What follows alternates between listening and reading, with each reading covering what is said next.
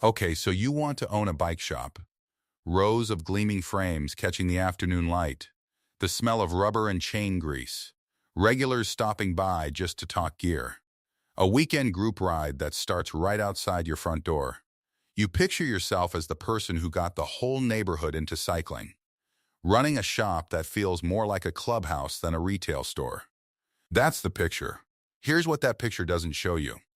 The 18-year-old 2 towns over who just bought the exact same bike you're selling for $200 less on a website that doesn't pay rent, doesn't carry inventory, and doesn't need your margin to survive.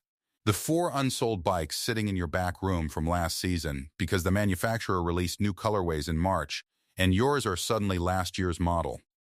The February morning when it's 19 degrees outside and not a single customer walks through your door, while your lease payment arrives exactly on schedule anyway. And the fact that even in a genuinely good year, an independent bike shop keeps somewhere between 5 and 10 cents of every dollar that crosses the counter. Owning a bike shop looks like one of the most joyful small businesses in America. It is also one of the thinnest margin retail businesses you can enter. By the end of this, you'll understand exactly why, and what actually separates the shops that survive from the ones that quietly close after 3 seasons. Before the numbers, let's define what we're actually talking about.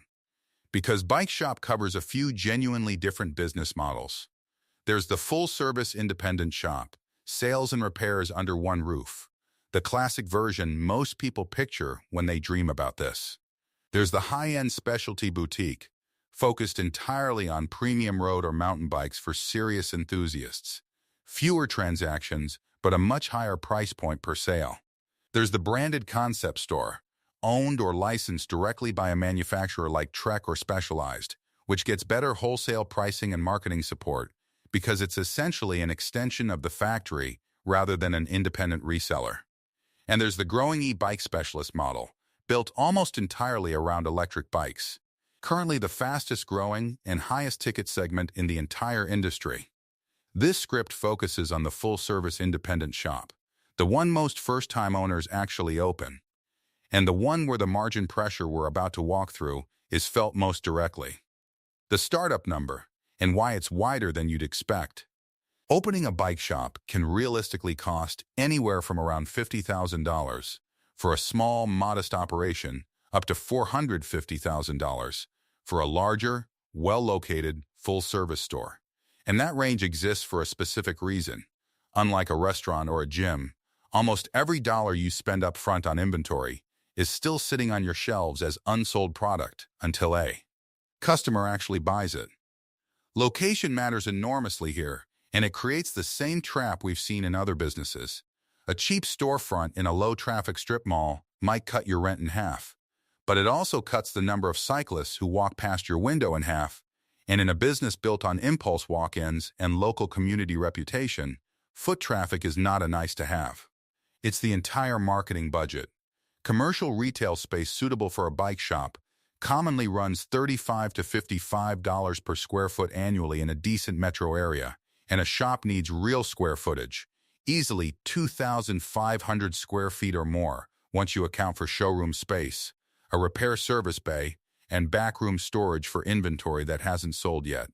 The build-out and inventory, the part that eats your capital before you sell a single bike.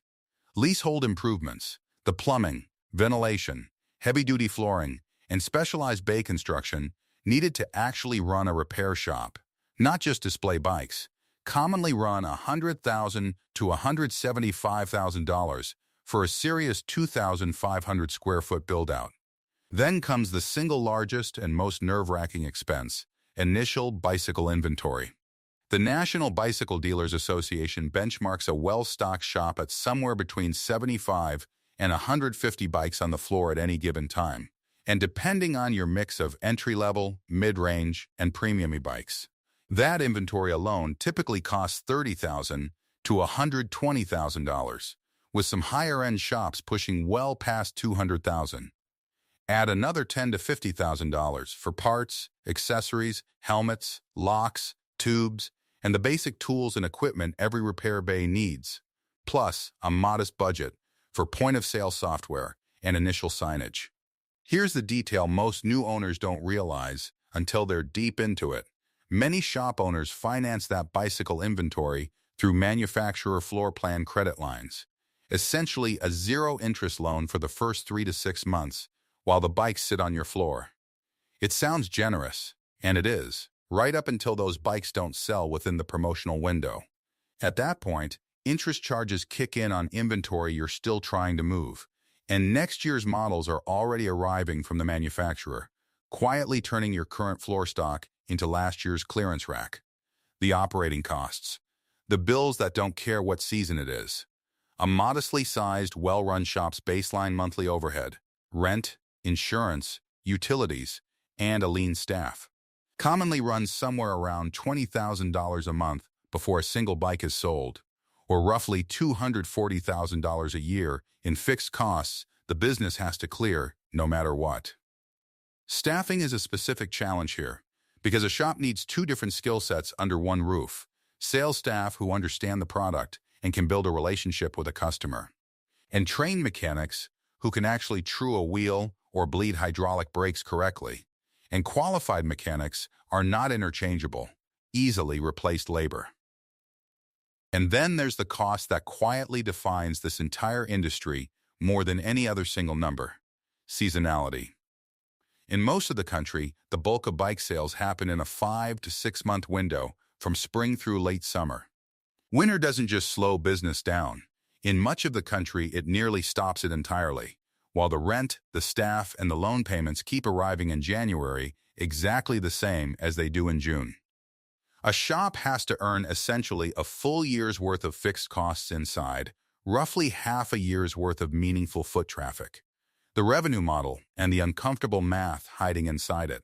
A bike shop actually earns money from 3 genuinely different categories, and they do not contribute equally.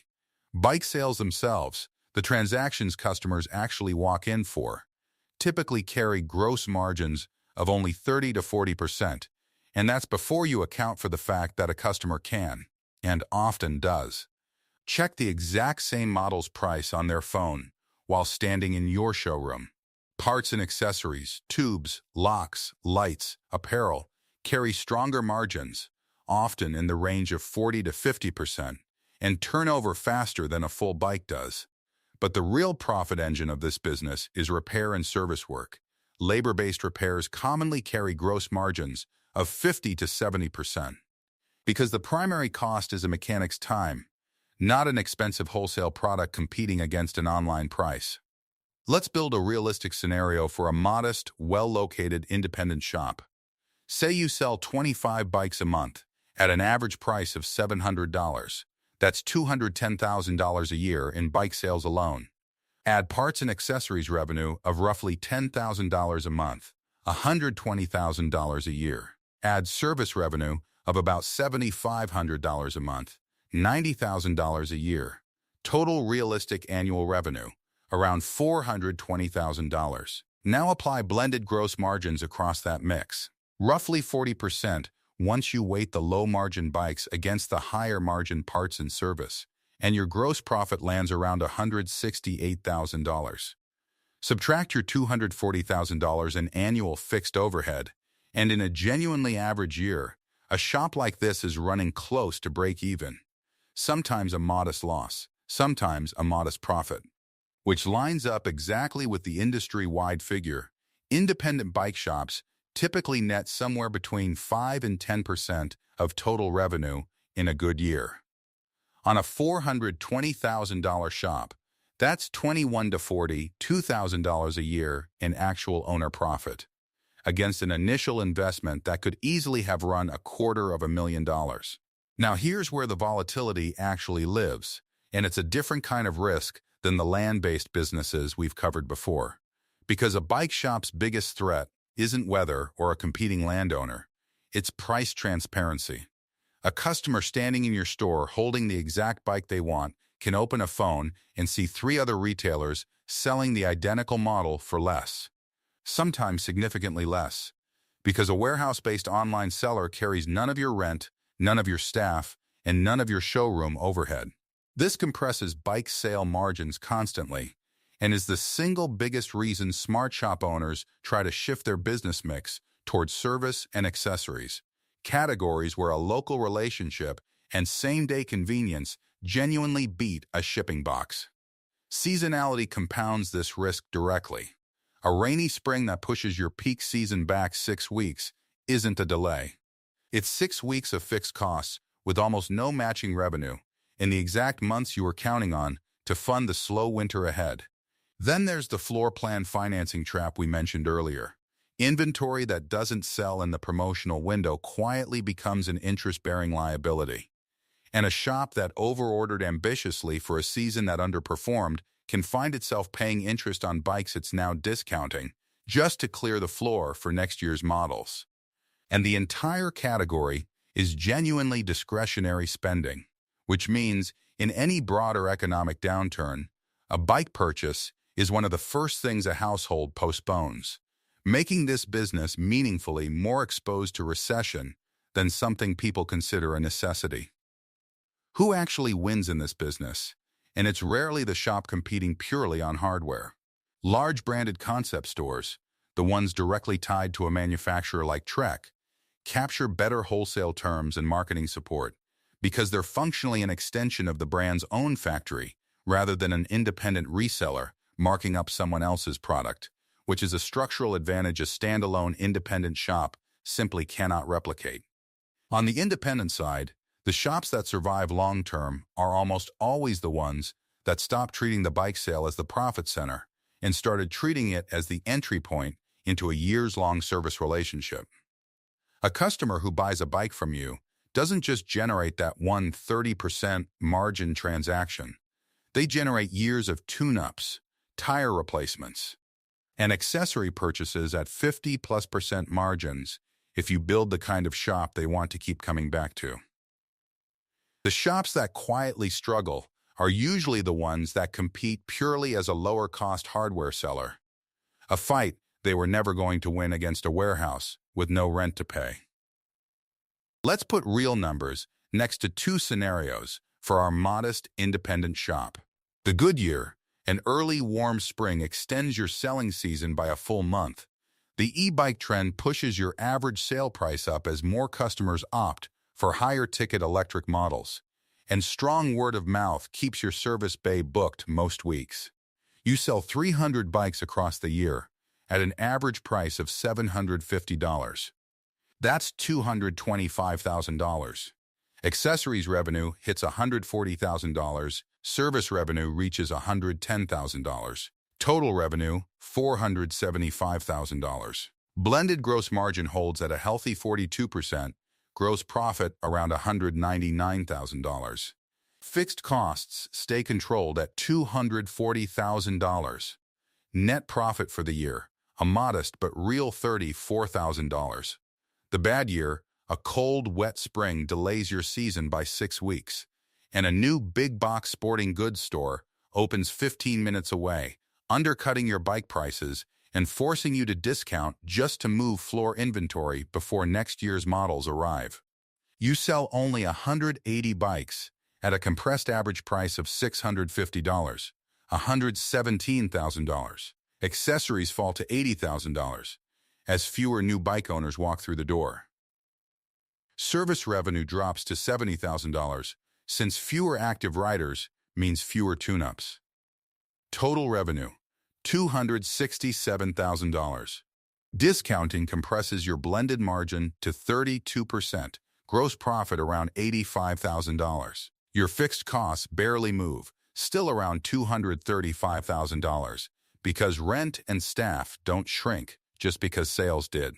Net result, a loss of roughly $150,000. The swing between those 2 years is close to $180,000, and unlike a ranch or a rink, almost none of that swing came from weather or equipment failure.